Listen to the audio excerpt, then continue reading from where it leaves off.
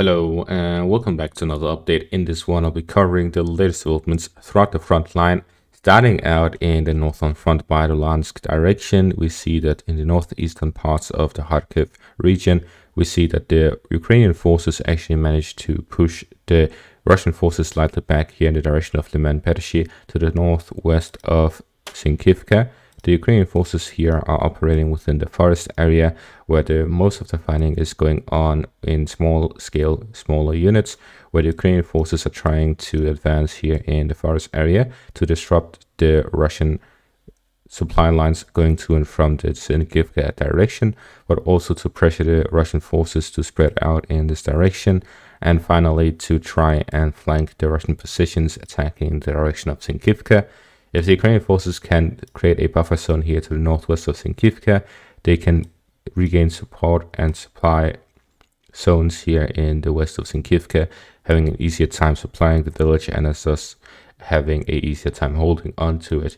So the fighting continues over the village of Sinkivka, with the Ukrainian forces having the initiative here to the northwest and the Russian forces having the initiative in the east. We then move on to the direction of the Serebets River, where here it has been reported by Russian sources that the Russian forces started some offensive operations here in the eastern bank of here on the western bank of the Serebets River. So the fighting hasn't been specified in which village it's taking place, but it's likely either Nadia or Novojehorovka, where fighting has taken place mostly in the last month, where the Russian forces were trying to regain some positions here in the heights to the north of Novojehorovka, overlooking the village, and thus being a good position for the Russians to hold on to. We then move on to the Bakhmut direction, where there's been no reports of any fighting and so on. Likely the fighting is taking place, but more positional than anything else. There's no advancements by either side. As for the Donetsk direction, the same here. No advancements, just some positional battles. In the direction of Velika Novosilka or the Ramovsky Ledge area, according to the latest reports, the Russian forces advanced slightly further in the direction of Uroshaine. There's no update by Syriac maps, so the map hasn't changed, but there's fighting going on here, both in the direction of Starmayorsk and Uroshaine, between the Savitne Shania area and these villages, as well as to the east of Uroshaine, with the fighting ongoing in this direction. There's also some fighting by Priodne. Finally, in the direction of Robotyne, it is necessary to go over the most important things that has happened over the duration of the offensive. And to do that, we have to go into a smaller micro analysis of doing a more macro analysis first. So the macro analysis is that the general fighting in this direction has been the Russian forces holding on to their fortifications, which were spread across the front line in small positions, areas across.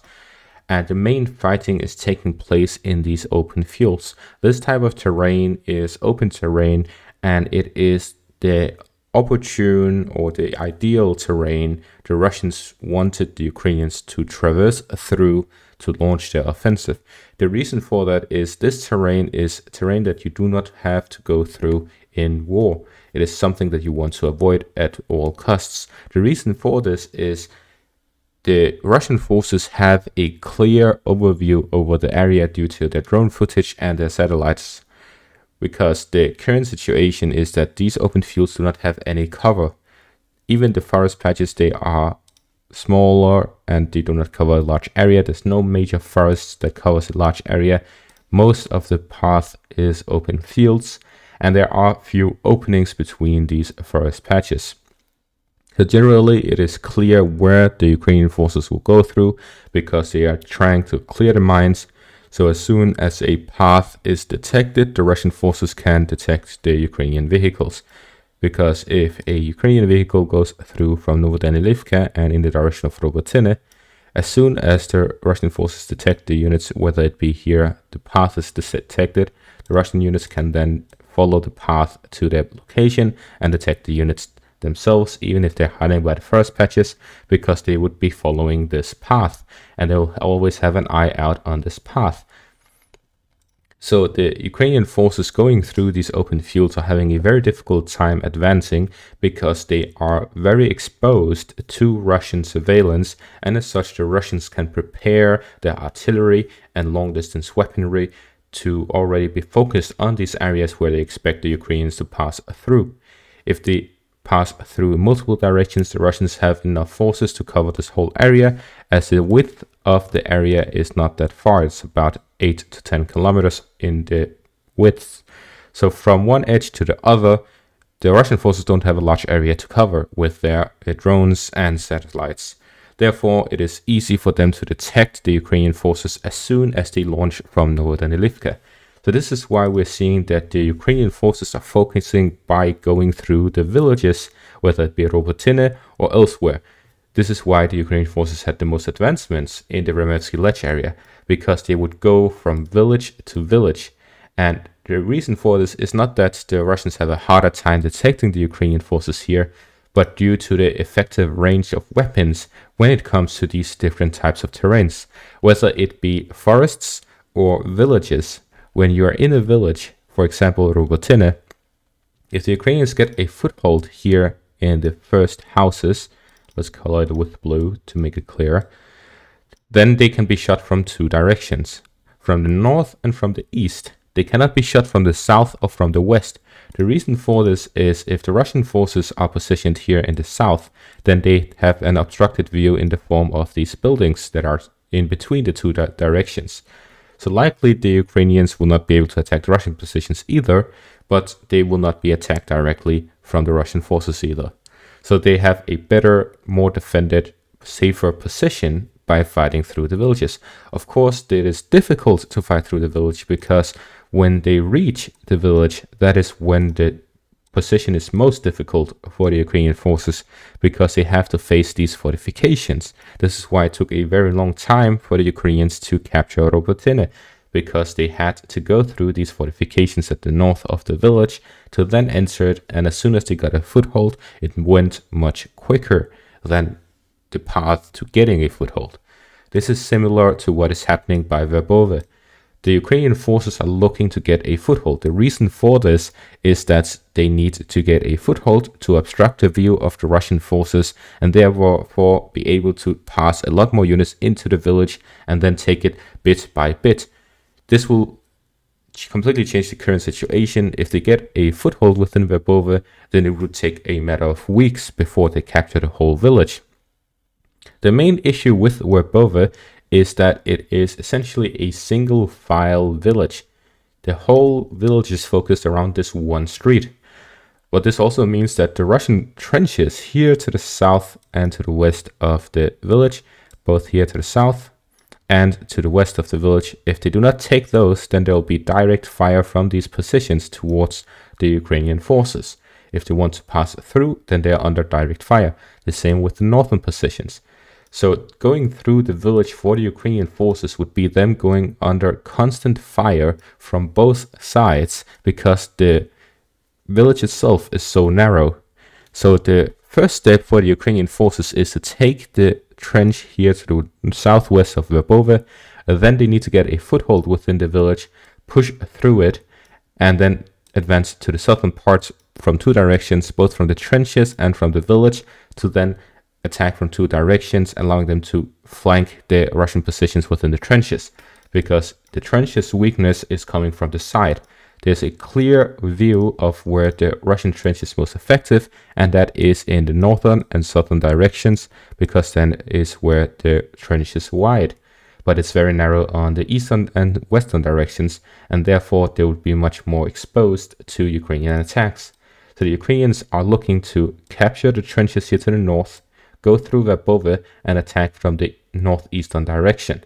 That way is the optimal strategic way to go at the Russian defenses, because they have to pass through the anti-tank ditch, then they have to capture the trenches, capture the village, push through to capture the second line of trenches, and then they can launch an attack straight on from the Robotyne direction.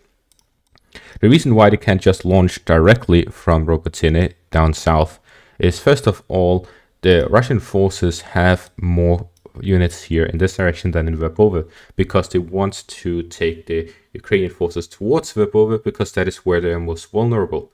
In the northern direction, from Robotyne down south, it is more like the Remevsky Lech area. They will have more cover, and therefore it will be easier for them to gather their troops, and as such, they'll be able to advance easier by having this cover given by the villages. So the Russian forces have an interest in heavily defending these areas, because that way they would avoid the Ukrainian advances. So the Ukrainian forces want to capture this area, but they're forced to capture this area, which is more isolated, more in open fields, has more Russian fortifications, and as such, the Ukrainian forces are more vulnerable here. So with all of this information, the Ukrainian forces are looking to go eastwards, and then trenches, and then southwards towards Tokmak. This way, they will have this whole area captured, and as such, you'll have a secure road to Tokmak. There's of course these further fortifications, but this is an easier area to pass through than in the northern parts, because the open fields is the bane of armored vehicles, because although it is easier to drive through, it is also easier to be detected. As soon as they are detected, they can be destroyed by the Russian firepower. The Russian strategy here is to essentially catch the Ukrainian forces in the open field, and if they are gathered, they destroy the gatherings. So they want to prevent the Ukrainian forces from gathering their troops in one spearhead. That is the essence of Blitzkrieg. You cannot commit to Blitzkrieg without gathering their forces. So the Ukrainian forces are looking to create a spearhead towards the Russian positions, but this was always disrupted, because as soon as they started gathering their troops to this position, the Russians would just bombard them through the whole direction, and they ended up with these vehicle graveyards on the Ukrainian side. So with this information, we see that there is one important thing that has changed for the Ukrainians to then advance through these directions, and that is to split up their forces, spread them around, to then be able to advance bit by bit. This is why they're operating in these small squads units. That is to avoid the Russian forces from bombarding their positions heavily whenever they concentrate their forces, because they are unable to concentrate their forces, because when they do, they lose them all. It is easier to detect a large grouping than a smaller one. So the Ukrainians are unable to create large groupings because the Russian artillery is within the range of these groupings, and they are easy to detect because they are in the open fields and have no cover. So with all of this in mind, the Ukrainian forces are looking for an area in which they can gather their troops, and that would be in the direction of Novoprokopivka. If the Ukrainian forces capture Novoprokopivka and Robotyne, which they currently hold, then they'll be able to then gather their forces in this direction, because they would have the cover from direct fire, and they wouldn't be in an open field. With these two combined, and if they manage to capture the trench by Verbove and Verbove itself, then they would be able to essentially create this large area, which will be the area in which they can protect themselves from direct fire. Then there's the issue of the trench here. So this is the reason why they would also need to attack from Verbove towards the trench. And once they have all of this, then they can start thinking about creating a large spearhead. This is why they say the first line of defense is the most difficult for the Ukrainian forces, because they are unable to create a large spearhead until they have captured the first line of defense. If they do not capture it, there is no offensive, there's no main push, there's nothing of any of that. They are only continuing these small squad assaults, trying to advance a few hundred meters every day to try and slowly creep their way up to Novoprokopivka, Verbove, get a foothold. As soon as they have the foothold, that is when they strike. This is why we are seeing, as soon as the Ukrainian forces reach the outskirts of the villages, the Russians counterattack, because they know that as if they prevent this foothold, the Ukrainians cannot take the villages. As soon as they lose the foothold, that is when the Ukrainians capture the villages. So they know that as soon as the Ukrainians manage to capture a foothold, they get the village. So they are wanting to prevent it. So whenever the Ukrainians get close to it, they start a counterattack. So that is the macro perspective of this. The micro perspective is how these units actually function in the battlefield. So on the Ukrainian side, we are seeing, or we first saw, these armored spearhead attempts. These were brigade-sized units, and their focus would be, the first one, this consists of 3 waves. The first one is to break through the line of defense. For example, going down south, capture Robotyne, capture Novoprokopivka, and get a breach in the direction of the main line of defense. get across it. That is the objective of the 1st Brigade. Then comes the 2nd wave, which would be light blue. The 2nd wave is to take advantage of that breach and get a position ahead of the 1st line of defense, and then protect the flanks, which would be capture Sutka, Batka, take Peshine, and get a foothold within the trenches, creating the flanks and positions to then push onwards, and most importantly, get the artillery, get the heavy weaponry across the main line of defense. And then comes the bulk of the forces, that is the 3rd wave, which essentially would be multiple brigades going through these positions, capturing the Russian forces left behind across the main defensive line, and crossing over with their heavy weaponry, artillery, and so on, to then launch an attack on the 2nd line of defense. So that was the original initial plan of the Ukrainian forces. The whole idea is, once you go across the main line of defense, you need to quickly send your troops across. The 2nd wave needs to come within 12 hours. If that does not happen, they cannot establish a proper breakthrough, because without that, the flanks are not defended and they'll be pushed back across. This is what is happening by Verbove. As soon as they breached the 1st line of defense, the Ukrainian forces was not able to capture the trenches right across. This meant that the Russian forces were able to close the flanks of the Ukrainian forces. They were able to prevent them from creating positions to pass over their main and armored vehicles. So with this, we see that the Ukrainian forces were not fast enough. And the reason for that is that they have to go through this whole field undetected. As soon as they're detected, the whole idea of them going through in a quick succession becomes obsolete, because they cannot pass through. This is why, if the Ukrainians are ever looking to break through Russia's 1st line of defense, they need to hold on to a position across and Novoprokopivka. This is because they cannot do it in a short time, because they have to go all the way from Ordihiv and down south. They need to capture these positions here by Robotyne, Novoprokopivka, and so on, so that they don't have to cross this whole distance to launch a breakthrough. So as the situation currently stands, it is impossible for the Ukrainians to launch a main push, major push, and so on, because it is simply not plausible for them to drive this whole distance from Ordihiv and down south to the main line of defense, cross over, and then send additional forces, and then protect the flanks, and then launch additional forces across. All of this while the Russian forces are outnumbering them and are holding these positions, have air support, have superior firepower, and the Russian forces during this whole time, their defensive idea, their defensive strategy is to bombard them all the way from Ordihiv. As soon as the operation starts, the Ukrainian forces gathered in Ordihiv are getting bombarded. The ones in Novodanilivka are getting bombarded. The ones moving through this distance are getting bombarded. And they are getting hit by direct fire while trying to cross over. They are also getting hit by direct fire while protecting the flanks.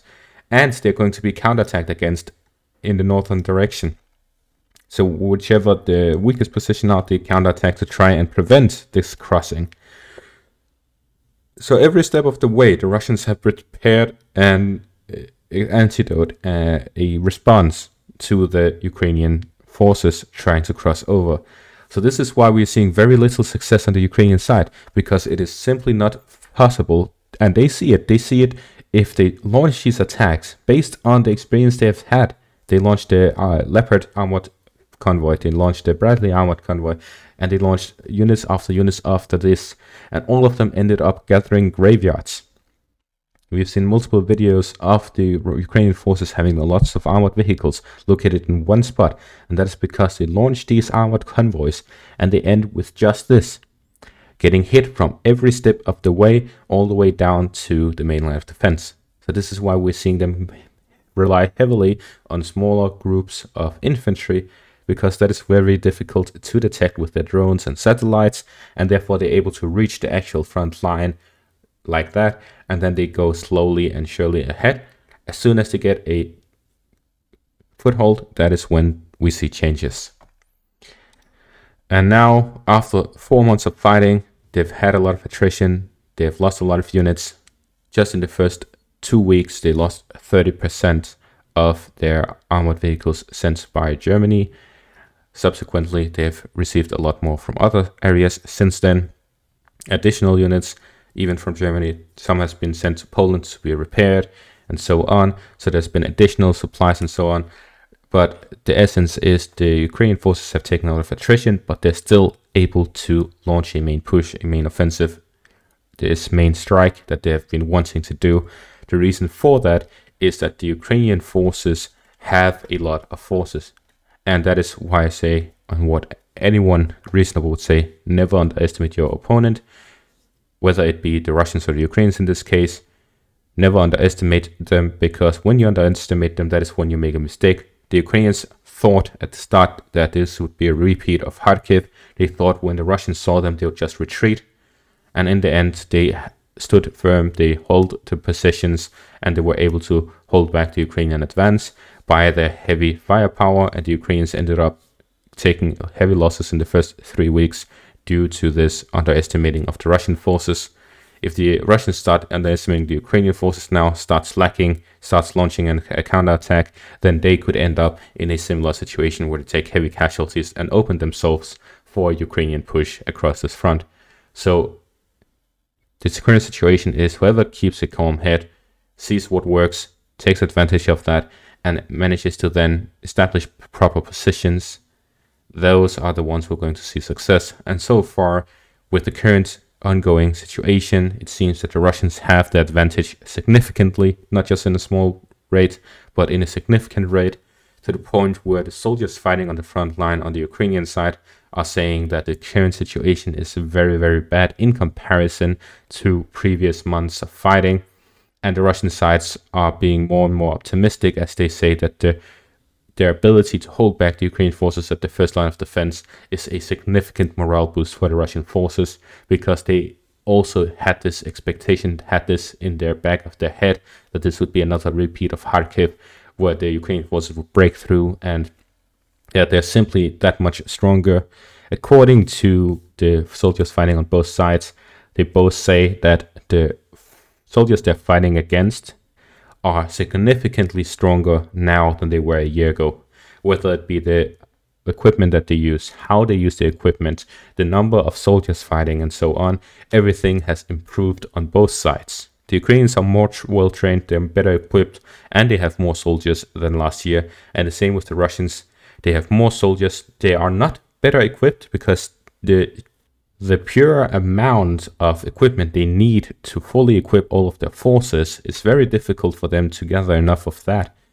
So what they're doing is that they're essentially getting units and improving them as they go. So with time, they get better equipment, but at the start of the mobilization, when they get new recruits in, then they usually don't have the best equipment available because they don't have that much available.